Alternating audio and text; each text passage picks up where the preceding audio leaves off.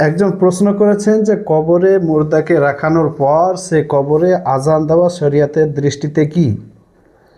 এ সম্পর্কে একাধিক হাদিসের কিতাবে এবং একাধিক ফাকিহের কিতাবের মধ্যে বর্ণনা রয়েছে।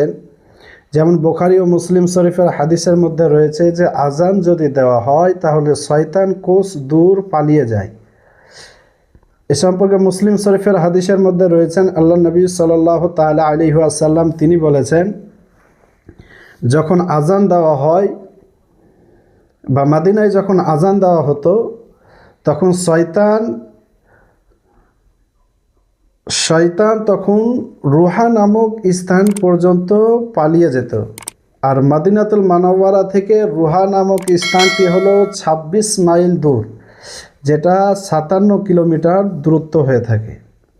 তাহলে আল্লাহ নবী সাল্লাল্লাহু তাআলা আলাইহি ওয়াসাল্লামের এই হাদিস থেকে বোঝা যায় যে আজান দিলে শয়তান কোষো দূর পালিয়ে যায় আজানের শব্দগুলো শুনে। আর হাদিস শরীফের মধ্যে বর্ণনা রয়েছে এবং অনেক মুফাসসির ইকরাম, ফুকাহা ইকরাম এবং মুহাদ্দিস ইকরাম তিনারা লিখেছেন নিজেদের কিতাবের মধ্যে যে আজান দেওয়া কয়েক জায়গায় মুস্তাহাব এবং জায়েজ রয়েছে। যেমন আপনার আগুন লেগে গেলে আজান দেওয়া, বাচ্চাদের কানে আজান দেওয়া, এবং কোথাও ঝামেলা বা ঝগড়া লেগে গেলে সেই জায়গায় আজান দেওয়া, তারপরে আপনার জিহাদের ময়দানে আজান দেওয়া। আর আমরা তো সকলে জানি যে নামাজের জন্য আজান দিতেই হবে, এটা বাধ্যতামূলক।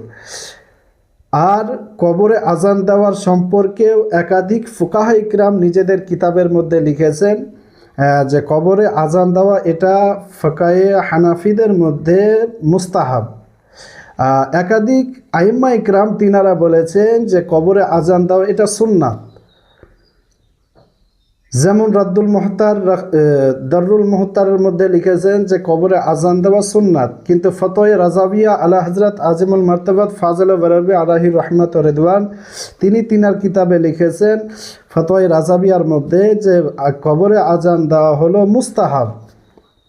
তাহলে আমাদের ফিকহে হানাফি আহলে সুন্নাত আল জামাতের মাযহাব অনুযায়ী কবরে আজান দেওয়া হলো মুস্তাহাব। কারণ যে কবরে যখন মুর্দাকে রাখানো হয় তারপরে মুনকার নাকির ফারিস্তা এসে সে কবরে সওয়াল জবাব শুরু করে মুর্দাকে। আর সওয়াল জবাব শুরু করার সময়তেই শয়তান ওই কবরে মুর্দার কাছে পৌঁছে যায় এবং পৌঁছে যাওয়ার পর ওই শয়তান তার নিজের দিকে ইশারা করতে থাকে। যখন প্রশ্ন করা হয় যে মান রব্বুকা, তখন সে শয়তান নিজের দিকে ইশারা করে বলে মুর্দাকে যে আমাকে বলো আমি হলাম তোমার প্রভু। আর সেই সময় যদি আজান দেওয়া হয় তাহলে পরে শয়তান কবরে উপস্থিত হতে পারবে না। তাহলে শয়তানকে ভাগানোর জন্য আজান যদি দিয়ে থাকে তাহলে কবরে আজান দেওয়া জায়েজ ও মুস্তাহাব রয়েছে। তাহলে এই মশলাটা ক্লিয়ার হয়ে গেল, ইনশাল্লাহ আপনারা বুঝতে পেরেছেন। এরপরের একজন প্রশ্ন করেছেন যে এক ব্যক্তি একজন হিন্দুকে বোঝানোর জন্য যদি আল্লাহকে ভগবান বলে তাহলে তার জন্য শরীয়তের হুকুম কি রয়েছে? প্রশ্নটা স্বাভাবিক, আপনারা এইরকমভাবে প্রশ্নটা হয়েছে যে কেউ যদি কোনো মুসলমান কোনো হিন্দু ভাইকে বুঝাবার জন্য যদি বলে যে আল্লাহ ভগবান, তার জন্য শরীয়তের দৃষ্টিতে কি রয়েছে?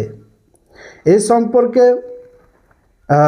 আলা হযরত আজিমুল মারতাবাত ফাজল বারাবি আলাইহি রাহমাত ও রিদওয়ান তিনার একাধিক কিতাবের মধ্যে এই মসলাটি তুলে ধরেছেন। যেমন ফতোয়া আহকামে শরিয়াত, তারপরে আপনার ফতোয়া রাজাবিয়া, এবং আলা হযরত আজিমুল মারতাবাত ফাজল বারাবি আলাইহি রাহমাত ও রিদওয়ান তিনার এক রিসালার মধ্যেও লিখেছেন এই মসলাটি যে আল্লাহকে ভগবান বলা এটা হলো হিন্দু মাযহাবের দেবদেবীদের একটা নাম, উপাধি। যেমন হিন্দুরা রামকে ভগবান বলে, কৃষ্ণকে ভগবান বলে। এই জন্য আলা হযরত আজিমুল মারতাবাত তিনি বলেছেন যে তারা যাহাতে তাদের দেবদেবীকে ভগবান বলে থাকে, এই জন্য এই শব্দ আল্লাহর জন্য ব্যবহার করা কুফরি।